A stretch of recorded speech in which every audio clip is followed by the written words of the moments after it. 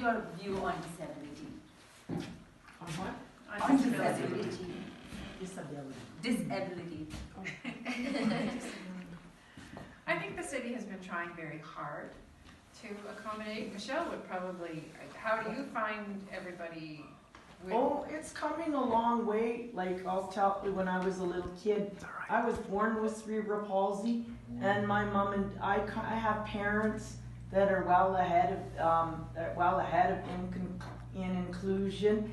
And what they did for me is, I was in Kingston for 3 years while Dad was going to law school, and I was in a class mixed with regular kids and kids that had special needs.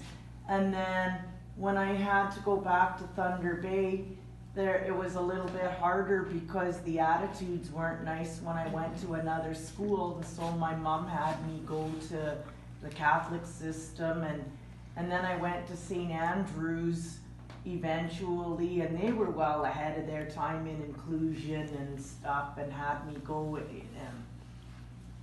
So that's just part of it. And then fast forward later, I came to this church when I was about 30 years old, and then when I was 40, I met Jamie, and he's become a very good friend. I didn't understand him. I thought, how come he's not friendly? Because he didn't, but I didn't know he couldn't talk. And then the house welcomed me in, and then welcomed Dennis and I together in. I better see if, oh my goodness, I hope I didn't miss my ride. Thanks so much, Michelle. Thank you so much. Are you waiting for Nick, Michelle? Yeah, did it come yet? I think they've just pulled up. Oh, I better get going before I'm running behind. Oh, yeah. I think the whole city's trying. I know the church has been trying to. We've now got an elevator, and they just put in some wider doors in different places, and they made one or two of the washrooms accessible. yes. But I think citywide there are still barriers that need to be improved, because what we think is accessible, until you're in a wheelchair and you can't reach a paddle to open a door, and a half-inch lip is still a half-inch lip, that you might not be able to get in. The little details aren't there yet. There are still barriers. Like, we're trying and we're getting there, but there's some sidewalks where you can get up onto the sidewalk, and the other end there's not a way down. Mm-hmm. Like, it's there, but it's not finished. It's not neat enough yet. Like, throughout the city, and even in the church, like our handicap accessible.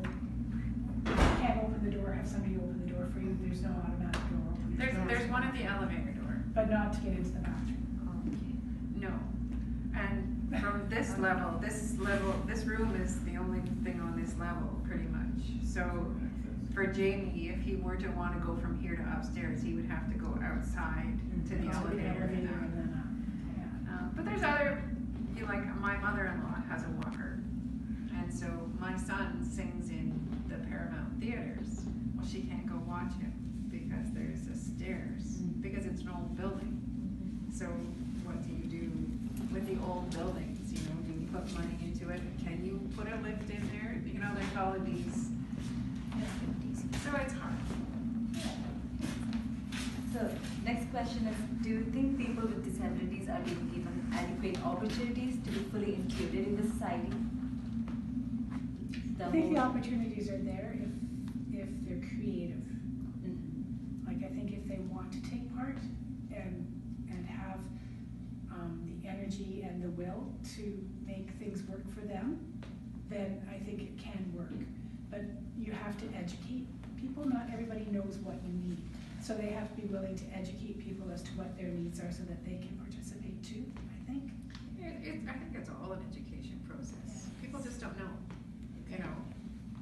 So this is an attempt to spread awareness, Yes, taking that little step. Totally. And so it's about Jamie. So how did you come to know that Jamie had an inclination to come to church, other than his support workers telling you that he is, he loves to be part of the church? So do you find that Jamie is actually enjoying what's happening here? Well, it's funny. Well, he came to the church because his mom was a minister. Yes. And he knew a and Ollie, who used to be in our choir. Well, Danny used to be in our choir, and they were a big part of Jamie's life. And he started to come in church, but I think it's a lot of the support workers, because like we've been to the house, because we've been to Jamie's birthday parties and stuff. They include us. And he's been out to, we have a summer wind up with the choir, so he comes out to my summer camp where we built a ramp so that he can get into the camp. But they know everybody's big thing that they like, and I find that fascinating. Like, I find them fascinating. Like, the way they treat Jamie and get him to, and they know that he loves music. So his bedroom is all designed for music, and he can't sing and he can't talk, but they know. And he knows that he loves music, so they asked if he could come to choir. And he laughs and giggles and carries on. And he has the beat, and sometimes we think he's singing along. Yeah. And when the tenors get reamed out, he laughs. Yeah. He does. But he does sing, like if when you're sitting next to him, Yeah. you're singing along, and like his way that he communicates, but he's following what we're doing, so you know that he's singing. And you can tell in church what music he likes. Like he